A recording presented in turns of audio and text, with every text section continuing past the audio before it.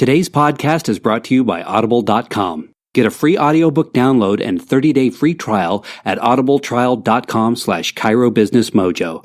Over 180,000 titles to choose from for your iPhone, Android, Kindle player, or MP3 player. Welcome to the Chiro Business Mojo podcast, where we deconstruct the methods, marketing, and mindset of successful business people and chiropractors from around the world. And now your host, Dr. Richard Day. Joining us today is Dr. Danny DeReuter. He was born in Cologne, Panama, and moved to Miami, Florida when he was 15 years old. He's a graduate of Life University College of Chiropractic and practices in Dalton, Georgia. He's also a diplomate of the National Board of Chiropractic Examiners. He's fluent in Spanish and Portuguese and has treated hundreds of Hondurans as part of the work of the Lifeline Ministries. He's co-owner of Earth's Remedies, a local health supplement store. He's a public speaker, social media enthusiast, and expert. He is the author of the book, The Art of the Twitter Complaint, How to Get the Most Customer Service Bang by Tweeting. He is a professed lover of efficiency whose self-proclaimed mission is to save the world. Welcome, Dr. Danny DeReuter. Hi, well, thank you for having me. You bet. Please feel free to jump in and fill in any gaps that I may have glossed over in that introduction. Well, I mean, nothing. I'm just a regular guy. I'm a chiropractor. I love what I do. And I really do feel like I have to save the world. I have to always do more. And it's, people tell me I have a superhero complex. I guess that's true. Well, what piqued my interest initially when I was first reading about you was the work you've done, in Honduras and in Central America. So give us a quick overview of what that was like and, what you did. Well, it was a mission trip. It wasn't through a chiropractic organization or anything. It was through my church, and what they did, they got a team to go out down to Honduras, and I was part of the quote medical team. There was a dentist, there was an optometrist, there was several MDs, nurses, and I was just part of that. And the thing is, it was, we always, as chiropractors, sometimes we get down on what the other guys do. Mm-hmm. But most, we're like, oh, they're doing vaccinations. Most of the things that we're doing is just basic, dealing with infections, dealing with cuts, dealing with stuff that some of these people would never have access to, like a professional helping them. So we were actually there doing good. We were doing good. We were not. I don't feel we were promoting this huge agenda for the drug companies or anything. We were just helping people, and that was a great experience.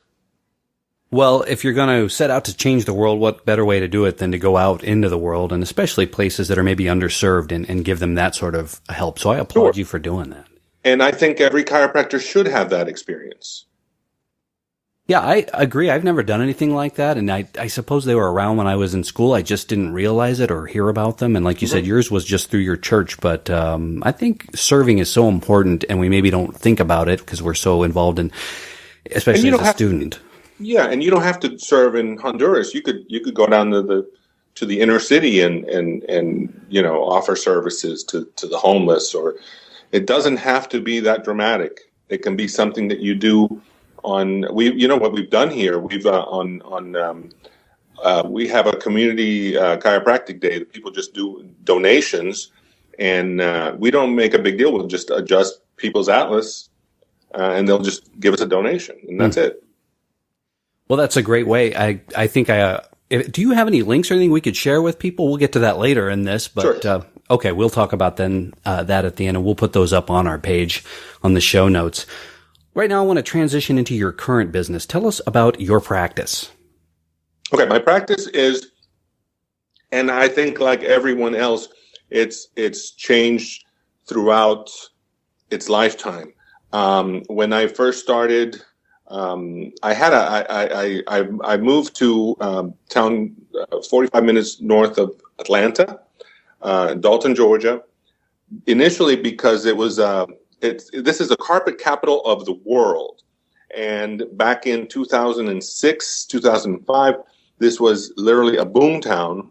and they needed a Spanish-speaking chiropractor. I remember I answered an ad because I thought, well, this job is made for me. There's nothing, I'm the only person that fits all these qualifications. Uh-huh. So and sure enough, and I did take the job for a group, and I eventually, how it is.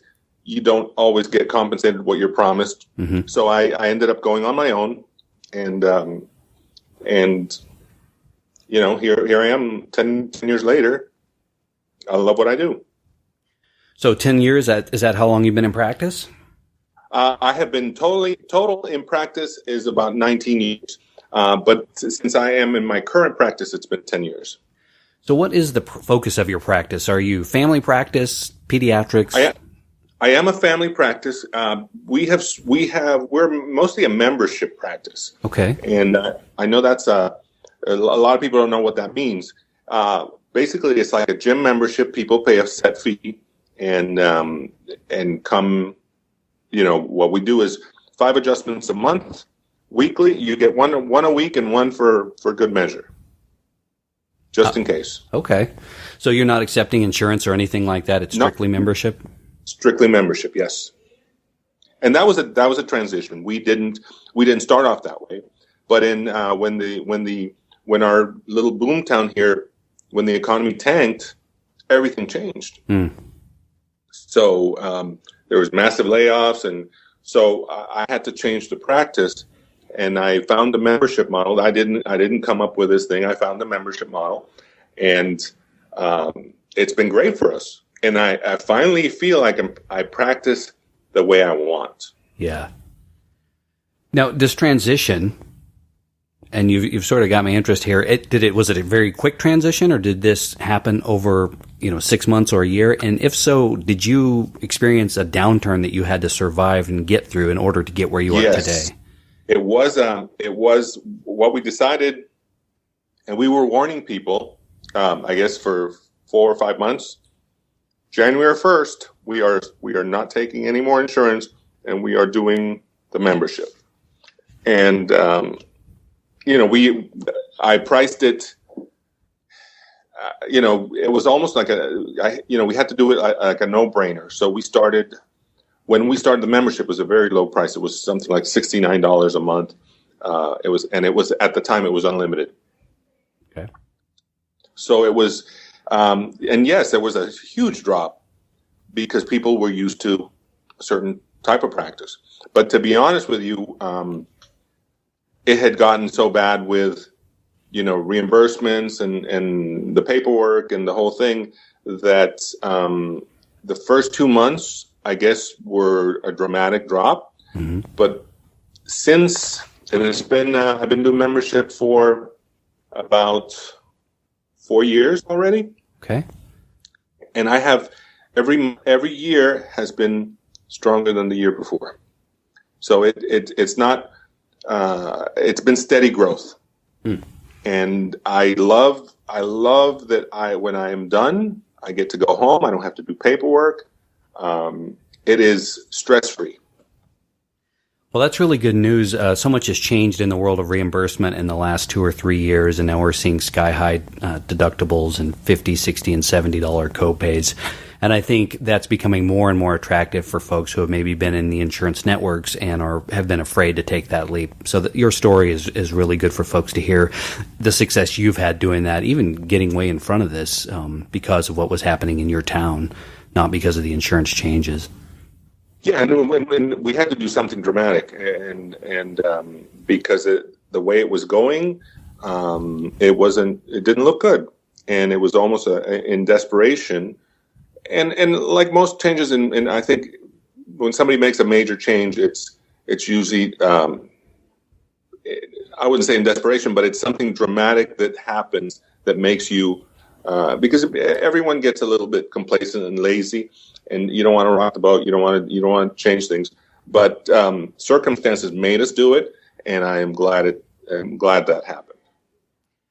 Well, Doctor, you are obviously very accomplished. What your mission work you've done, owning your supplement store, being an author and a social media expert, as well as a practicing chiropractor. How do you keep yourself organized and energized? I don't keep myself organized. I am as scattered as anybody. But I try. Everyone tries to keep organized. I meditate when I can, when I remember. I try to write things down, and whenever I find a little paper that I wrote things down on, I try to knock off what's on the list. But yeah, I am no magician, guru, or anything like that. I'm just a regular guy that I happen to enjoy what I do, and I even the social media, I get a kick out of it. So I like doing it, and sometimes people say, well, you post constantly, you post so much online, and yeah, but I enjoy it. It's something that if. Sometimes you'll see something interesting about chiropractic. The other time you'll see my lunch. You'll see me complain about traffic, but it's that's the thing. It's me, and I guess you are. If you're going to do social media,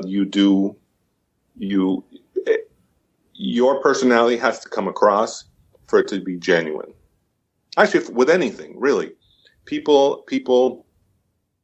You may have a fancy logo, you may have a fancy office, but you know what? The bottom line is people are buying you and what you do, and if that comes across as fake, then that's not going to work.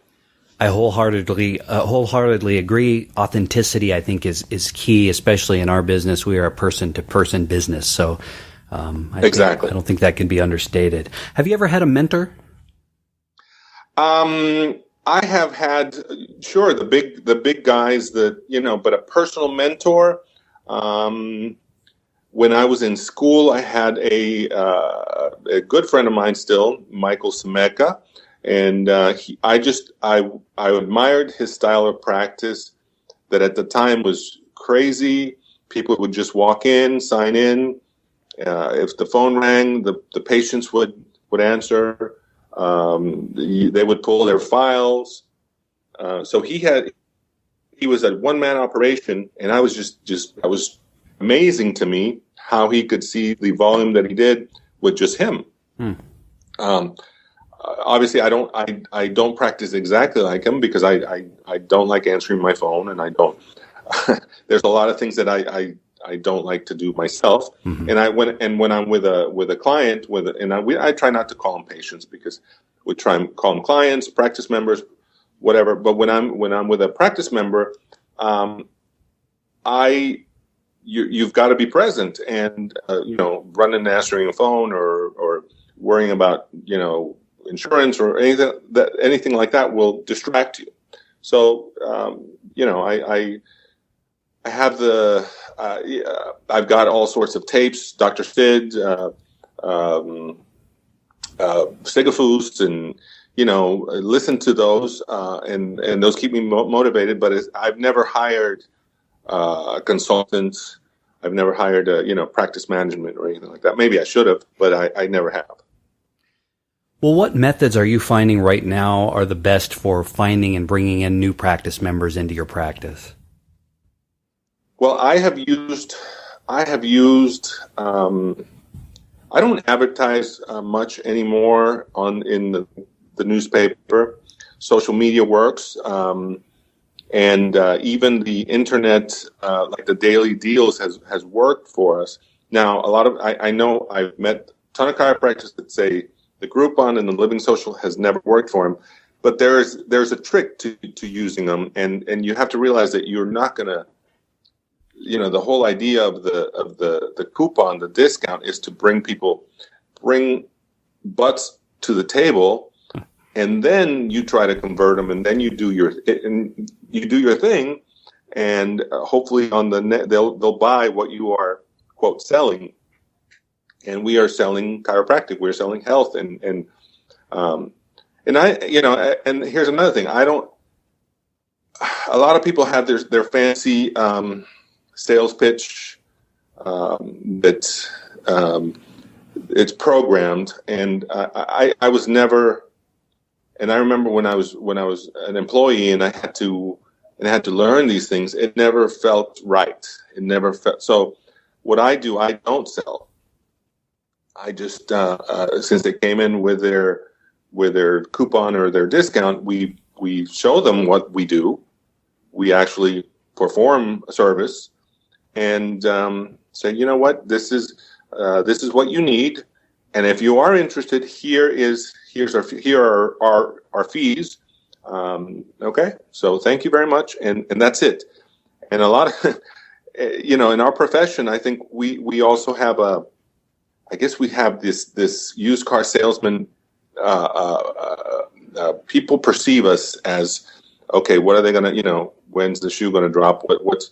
What sales technique are they gonna use? And when you don't do that, that's almost shocking. And so that our conversion rate is really good. I would say, and we're not selling $5,000 care plans either. We're doing something very basic, a membership, and anybody, very affordable. So our conversion is very good. So in addition to chiropractic adjustments, what other services are you providing as part of this membership? That's it. Just the adjustment. Just the adjustment. Gotcha. And of course, you have to. People aren't going to buy or sign up for something that they don't feel they're getting value for. So you do have to explain what you do and make them see the value. And once they see the value to it, I have people, like I told you, I've been doing this for about the membership for about 4 years. I have people that have been with me for the 4 years. And so what's your per visit average? I don't know. I know it's a lot. So there aren't key metrics that you're using to measure your performance. You just see the growth. I just see the growth, the growth in numbers. Honestly, I used to have a metric called dollars per spine. Mm-hmm. And then and there is we do about 70% in membership, and then about 30% in, because I also offer a walk-in fee. And if we keep the walk-in fee at about 30%, that's a good mix. And we found that's we get the most. I guess we make the most money when it's about at that percentage. Well, I want to shift now and talk about another thing that you mentioned earlier that you are doing, which is more the social media aspect of things. I think that the younger chiropractors have grown up to a certain extent with social media, and those of us that have been in practice or maybe for a while or maybe late to the table. What do chiropractors need to know about social media? What's going on today? Why should they be interested? Well, you should be interested because for the most part, it's free. It's free eyeballs looking at your content, whatever the content is. I mean, and your content doesn't have to be, something necessarily chiropractic. Because here's the thing: people don't really care. People don't. You know who cares about chiropractic? Chiropractors. Right. People don't care about chiropractic. People care about health. So if you're posting very interesting information in general about health, people will be interested. People will follow you. But you know what? People want to know about you. So if you post pictures of your sandwich, you will get likes. People want to know what's going on with you, what's going on with your head. People want to see what your kids look like. So that stuff, believe it or not, works better. And if you can sandwich a promotion or something in between pictures of your sandwiches and your kids and your vacation, then I believe that works better because people trust you already, rather than just sending promotions via social media that somebody you paid for that just has these stale messages that go out on a constant basis. You kind of tune them out. Yeah, I like what you're saying, and I think that especially students that come right out of school, they're very eager and they want to tweet a lot about spine health and the things that they've learned. But, I always compare it to another healthcare profession. If I follow my dentist online and he's talking about what he can do now for molars, I may not be that. I might end up hiding that feed at a certain point. Exactly. There's only so much you can take about molars, or for instance, atlases. If you're not a chiropractor, I don't necessarily care about what you're saying. But you know what? Hey, look. Look, he's got kids. Oh, okay. He's not particularly a good-looking guy, but seems like a nice guy. That kind of thing. And that's what gets you. That's what people trust you. And I've had people that I've met on Twitter 2 years later, and you know how and every bit of social media is different. You have to. For instance, a Facebook post has a long lifespan. You'll post something and it could be there all day, getting comments throughout the day. If you're on media like Twitter, a post will last about 10, 15 minutes, and that's it. You got to do a new one. So everything is a little bit different. So I guess I have kind of mastered the way to do it, because it's just part of what I do. And if I'm stuck in traffic, I will send a little tweet that goes, "Darn it, grr, I'm stuck in traffic." And then you'll get 4 people that follow you. They're like, "Yes, I'm." But from that, I have gotten various clients. People like, "Oh, I know you're a chiropractor. I've seen your post. Hey, this happened. I need to come in." I'm not going to refuse that. So I guess you have to look at it as an ongoing thing, and not like, how many dollars am I going to get from Twitter today? Because it is a gradual thing, and just, you have to farm it. Like I was in real estate, I remember, and you would have to farm your area, and you kind of have to farm your social media. You have to, you plant the seed and you wait for it to grow. So we have Facebook and Twitter. Are there other platforms that we should be on as well? Absolutely. I mean, I have, there are some services that, like Hootsuite, and I use one called Buffer, that you can aggregate everything, and you can post one thing and it will go to multiple services. I have found, I also do, one thing I like, there's an app called IFTT, which is, it's a if this then that. Then you can program it whenever you post, for instance, a photo on Instagram. It will immediately post to your Facebook. It will immediately post to your LinkedIn page or to your Twitter. So you don't have to. You can selectively post things and not have to, be on there constantly. Mojo Nation, we will have links to all of these tools on the show notes for this show. How much time, Dr. DeReuter, should doctors be spending on social media each day? Well, because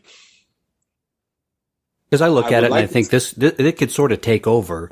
It can take over, sure. And you have to be organized. You have to, if you do have a service, you find, number one, find your chiropractic articles or whatever you want to share that's interesting, and program them to tweet or share throughout the day.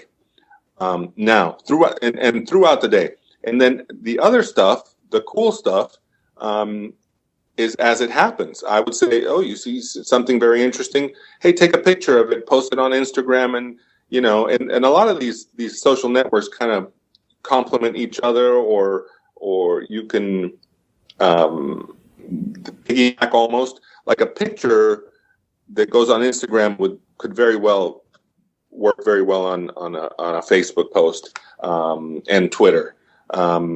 Pictures are fantastic because they get a lot of likes. Videos are incredible. My goodness.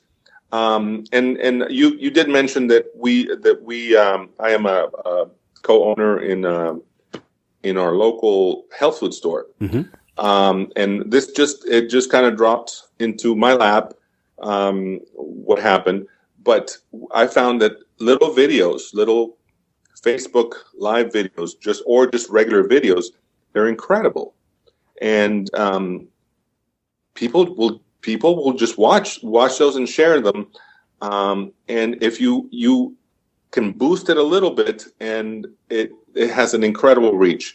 So, but the key, listen, the key to everything, I think, is it has to appear sincere and not just not like, okay, this is my day. You can follow my day, and you can know how my day was or what I did today. For instance, I had a bad day the other day on Monday, and it really was. It was one of the, and I was grumpy and grouchy, and I, of course, like everything else, I happened to post it, and I remember I was adjusting this little boy, and he kicked me in the groin, and oh my gosh, and it was just everything, and just one on top of the other, and I posted about all this stuff. And then the next day, all my clients coming in, they're like, oh, "Are you having a better day, doc? Here I brought you a little something." So even if you think people aren't paying attention, or nobody liked this post, or you know what, people read it. You're connecting deeper and deeper with those people. So I am their guy. Somebody brought me a little gift basket just because I had a bad day. That's fantastic. I think, and that makes them feel like, you know what, they're connected to me. I am their guy. Yeah, I love what you're saying. I think it fundamentally changes the conversation. Pre-social media, we maybe knew that a coworker or someone in our life was taking a vacation, but now the conversation becomes, hey, it looked like your trip to the Bahamas was a lot of fun. And the level of personal engagement is strikingly different. Just a few years ago, I got off of Facebook, and I was off for maybe 2 or 3 years, and I used to be pretty heavily engaged in it, but once I wasn't, I lost that urge to always check and post and things like that. I just forgot that it was even there. And in the last year, I've created a new profile and re-engaged, but it certainly has changed the conversation. I've had a very dramatic, apples to apples to comparison of before and after. And I think, again, like you were saying, making yourself authentically you and a human being that other human beings can relate to is so key, instead of a cold, doctor-patient relationship here. And I agree with you. Put in some spine tips or healthcare tips, but really at the end of the day, we want to know, how is your life? Exactly. And again, you see your friends that have this perfect life. Everything's, travel and this and that, everything is perfect. No, I'm not even saying that. I'm saying put your, you're having a rough day. You're having, you're having a little challenge here. Your practice members or people that follow, they may provide some support that you need. I mean, and I'm not talking from a business standpoint or anything. You know what? Hey, man, listen, I know you had a bad day. It'll just a little encouragement. That's good enough that you can connect with people on just a deeper level. I'm not, there's some people that are on 24/7, and some of my friends will even accuse me of that. But I don't believe that I live on social media. I just happen to have a big window of my life through social media. Well, Doctor, as you know, this podcast is all about providing actionable content for our listeners. So either social media or something just in terms of running a practice, what are some action steps that either a new doc, let's break it down, action steps for a new doc that they can start doing tomorrow, and an experienced doc who's maybe stuck or looking for a change? What could they do tomorrow? One thing I would, you could tweet about anything you want, but I'm old-fashioned in the way that I think if you're sitting in an office, empty office, waiting for people to walk in off social media, I think you really need to get out there and put your hands on some people. Old-fashioned, get out there, do a spinal screening. One thing that would work fantastically for us is set up a booth at a flea market and just sit there and get your hands on people. People are going to stop and ask you questions. People are going to ask how ridiculous you are as a chiropractor to be at a flea market, whatever. At least people are talking to you and you're putting your hands on people. I remember when I first started out, On a day that was so cold, we had to alternate. We had the car running, and we had a couple of my people, my staff. We would alternate sitting in the car because it was so cold, and we'd be out there just talking to people. And I remember we took a massage chair and worked on people, but just pointed out areas. Hey, look, you're probably getting headaches because of this. And once you touch them, you lose a lot of barriers. So I am big on, if you are not busy, you can do promotions and all that. But the bottom line is, fastest, quickest thing, you want to fill the appointment book, is just get out there and talk to people and work on people. And what about I'm sorry. For the experienced doc, I don't know, an experienced doc, you kind of get set in your ways, and basically, if what you're doing isn't working, don't do it anymore. It's just, get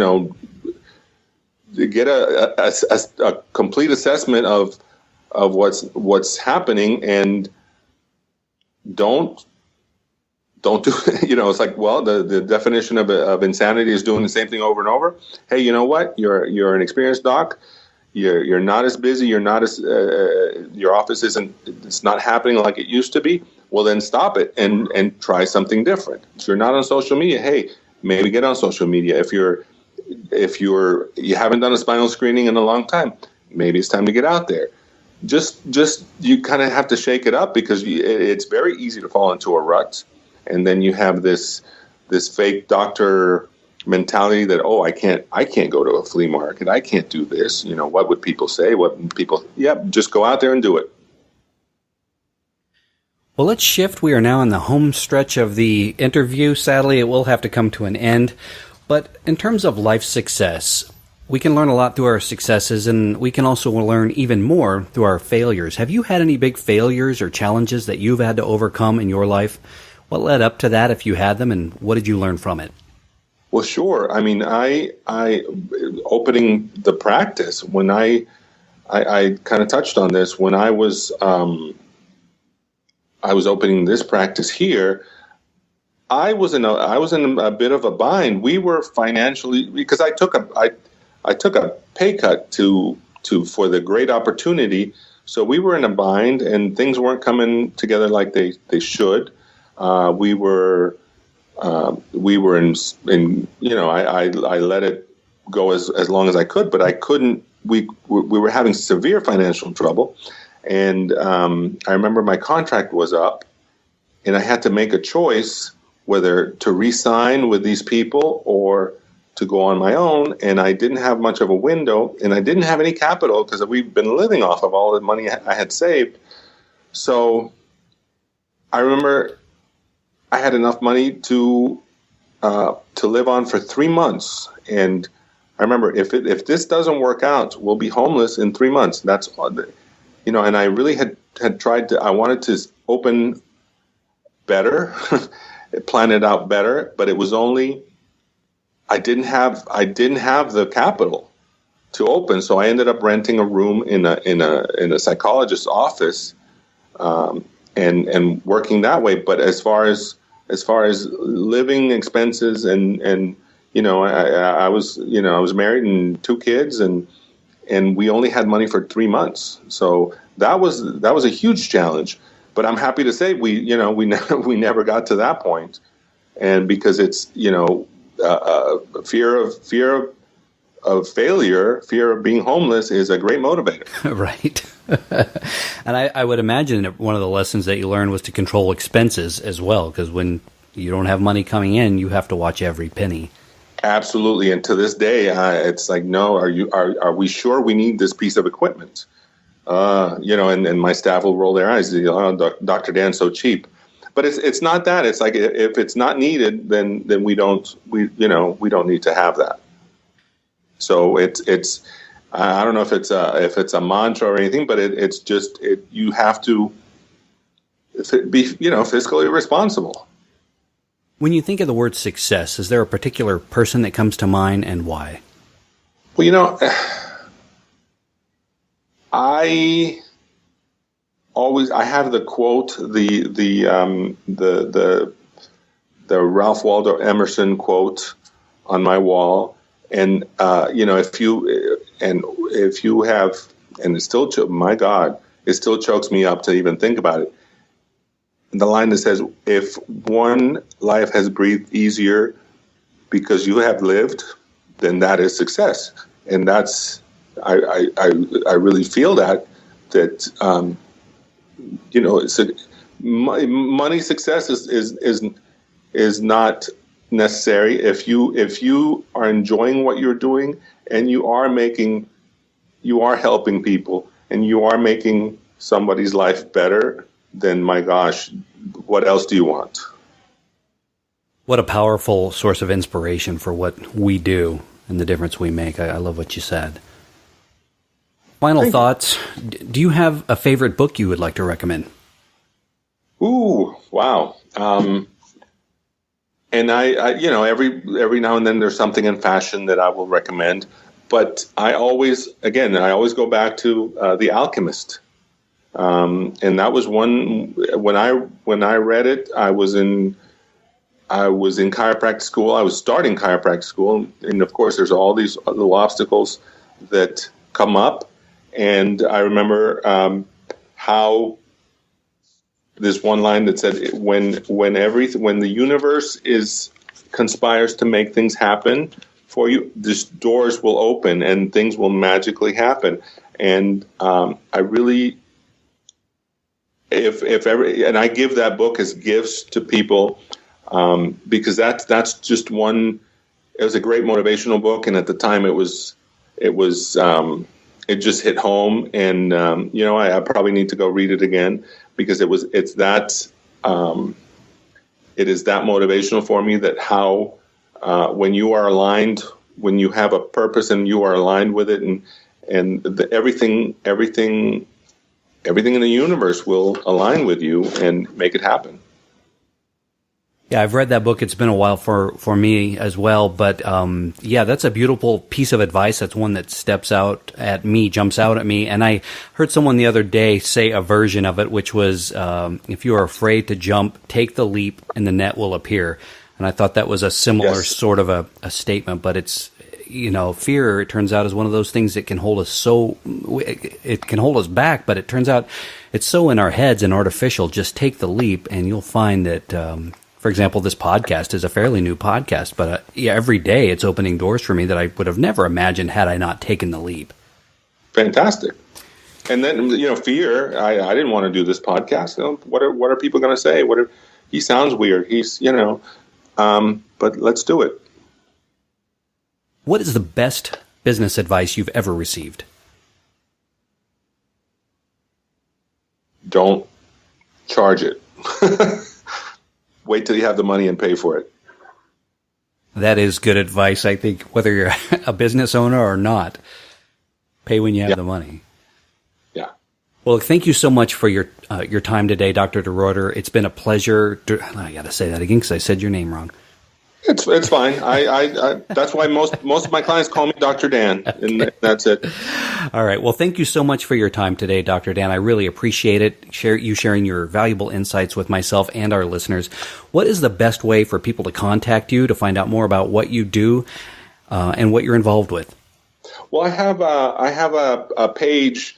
It's gone through many incarnations, but now I have it as my personal blog, if you will.